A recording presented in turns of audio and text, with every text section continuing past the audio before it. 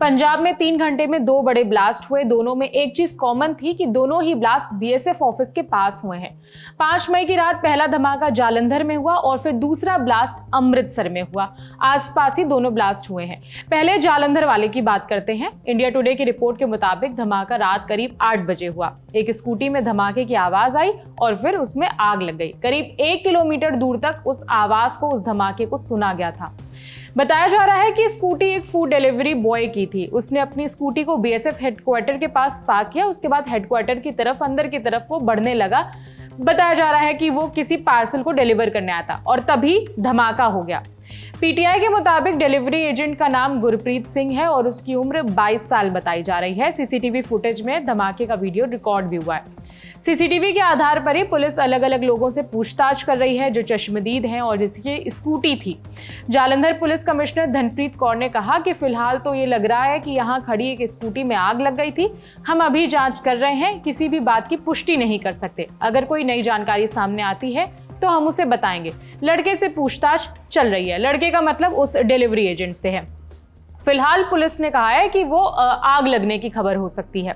Report के मुताबिक जालंधर में ब्लास्ट बीएसएफ हेडक्वार्टर से सिर्फ 100 मीटर की दूरी पर हुआ है। ये ब्लास्ट जानबूझकर किया गया है या सिर्फ एक हादसा है, इसकी जांच चल रही है। अब अमृतसर की बात करते हैं। जालंधर वाले हादसे के कुछ देर बाद ही खबर आई कि अमृतसर के खासा इलाके में भी एक धमाका हुआ है। ये जो खासा इलाका है, ये जो अटारी वाघा बॉर्डर है उससे करीब 14 से 15 किलोमीटर दूर है और ये धमाका भी बीएसएफ कैंप के बाहर हुआ है, बॉर्डर के काफी नजदीक। इंडिया टुडे से जुड़ी कमलजीत कौर की रिपोर्ट के मुताबिक हमलावर बाइक से होकर आए थे और ग्रेनेड फेंककर वो भाग गए। इससे कैंप की बाउंड्री वॉल थोड़ी डैमेज हो गई है। अमृतसर वाले जो केस में अभी तक किसी को आरोपी नहीं बनाया गया है, लेकिन पुलिस ने ये कंफर्म किया है कि नकाबपोश लोगों ने ग्रेनेड फेंका था। अब कितने लोग थे ये भी पुलिस ने कंफर्म नहीं किया है। एसपी आदित्य वॉरियर ने बताया कि हमें रात करीब 10:30 से 11 बजे के बीच सूचना मिली कि खासा इलाके में विस्फोट हुआ है। इसके बाद पुलिस और सेना की टीमें मौके पर पहुंची थी। हम सटीक जानकारी जुटा रहे हैं। फॉरेंसिक टीमें भी वहां मौजूद हैं। बीएसएफ कैंप के बाहर दोनों हादसों पर कांग्रेस के पंजाब अध्यक्ष अमरिंदर सिंह ने लिखा कि पंजाब में लगातार हो रहे धमाकों ने तहलका मचा दिया है। कल जालंधर में और अब अमृतसर के खासा कैंप के पास। ये बेहद चिंताजनक है। कौन हमारे राज्य में अस्थिरता पैदा करने की कोशिश कर रहा है? पंजाब सरकार ऐसी घटनाओं को रोकने में विफल क्यों रही? भारत सरकार क्या कर रही है? बार बार हो रही चूक खुफिया और सुरक्षा व्यवस्था में गंभीर खामी की ओर इशारा करती है। पंजाब की शांति भंग नहीं की जा सकती। हम जवाबदेही और तत्काल कार्रवाई की मांग करते हैं।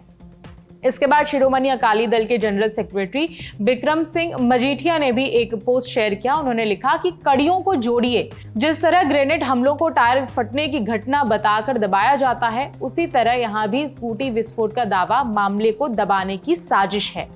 क्या कमिश्नर ने इतनी जल्दी जांच पूरी कर ली? क्या फॉरेंसिक टीम ने अपनी रिपोर्ट जमा कर दी है? ऐसा लगता है कि विस्फोट होते ही मामले को दबाने की साजिश शुरू हो गई थी।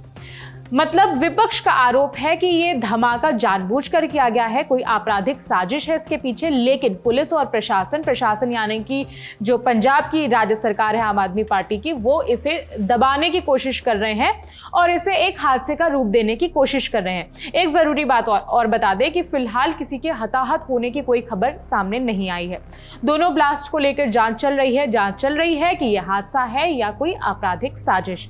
फिलहाल पुलिस ने इसे हादसा बताया है, जो जालंधर वाला केस है। और बाकी अमृतसर वाले केस में नकाबपोश की बात सामने आई है कि वो बाइक से आए और उन्होंने ग्रेनेड फेंककर वो भाग गए। जांच चल रही है। कोई जरूरी अपडेट आता है तो हम आप तक पहुंचाएंगे। इस खबर में इतना ही। मेरा नाम है विभावरी। देखते रहिए दी लेलन टॉप।